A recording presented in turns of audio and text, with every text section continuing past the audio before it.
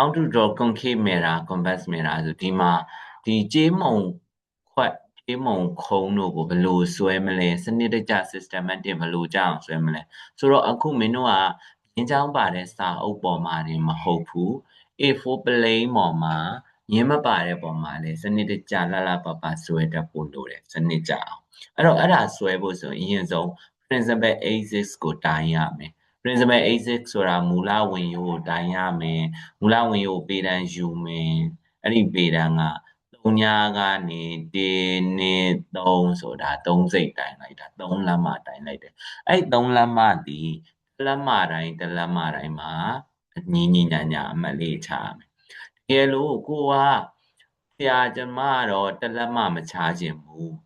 ပေတန်းကို1 cm 2 cm လောက်ချင်တယ်ဆိုရင်ဥပမာ2 cm ထားခြင်းရင်သူလည်း2 cm သူလည်း2ဖြစ်ရမယ်သူလည်း2ဖြစ်ရမယ်ညီညာစွာပိုင်းဖြတ်ထားရမယ်အပိုင်း3ပိုင်းက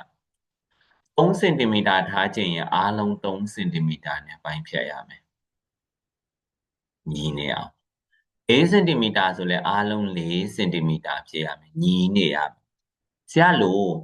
ဒီလက်မပဲဆွဲမှအမှန်မဟုတ်ဘူးပြောချင်တဲ့အဓိပ္ပာယ်က0ကနေ1ကို2 cm သွားရင်1ကနေ2ရဲ့အကွာအဝေးက2 cm 2ကနေ3ရဲ့အကွာအဝေးကလည်း2 cm ဖြစ်ရမယ်โอเคဒါဆိုရင်အဲ့ဒီကနေမှတို့တွေကဒါလေးမှတ်ပြီးသွားပြီဆိုရင် C center focus B pole ဆိုပြီးထားမယ်ဒီ center ကနေလာပြီးတော့မှ concave ကိုတုံးမှာဆိုတော့ဆရာတော်ဒီဘက်ကနေလာစဝိုင်းချမ်းကိုယူမယ်စဝိုင်းချမ်းရဲ့60နဲ့အောက်ကမင်းတို့ဆွဲထားတဲ့မြင်းတွေကတက်ထက်သေးဖြစ်ရမယ်စာအုပ်မှာပါတဲ့မြင်းကိုပြောတာမဟုတ်ဘူးကိုဆွဲထားတဲ့ခဲတံရဲ့မြင်းတွေကတက်ထက်သေးဖြစ်ရမယ်တက်ထက်သေးဖြစ်ပြီးတော့ဒီ60ရဲ့ရှေ့မှာခဲတံအချွန်လေးတစ်ခုစာခြံထားရမယ်ပြီးတဲ့အမှတ်ထပ်ပြီးတော့ဒီ60ကနေအပေါ်ကို2စိတ်သုံးမယ်ဆိုရင်အောက်ကိုလည်း2စိတ်သုံးရမယ်ဥပမာဒီ60ကနေအပေါ်ကိုဆရာအခု3စိတ်60တိသွားတယ်ဆိုရင်80 90 60တော့3ခါသွားရင်အောက်ဖက်ကိုလည်း3ခါသွားရမယ်ညီညာစွာနဲ့အဲ့လိုသွားပြီဆိုတော့ကွန်ကေကိုဆွဲတာမို့လို့ဂျိုင်းကွက်ကအလင်းပြန်ပြီးတော့အခုံးကအလင်းပိတ်အောင်ဆေးချယ်ပေးခဲ့ရမယ်ထူထူလေးဒါဆိုရင်ကွန်ကေမဲတာဆွဲနီးပြီးသွားပြီအဲ့တော့အရင်ဆုံးဒီ